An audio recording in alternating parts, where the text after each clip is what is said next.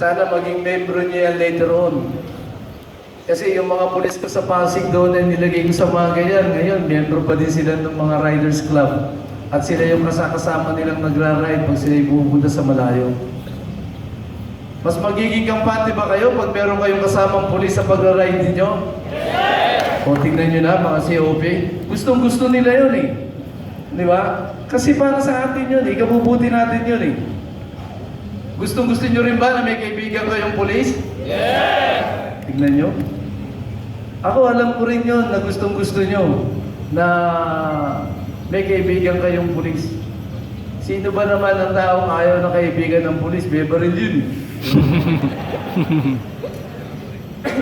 Pero hindi makakasama.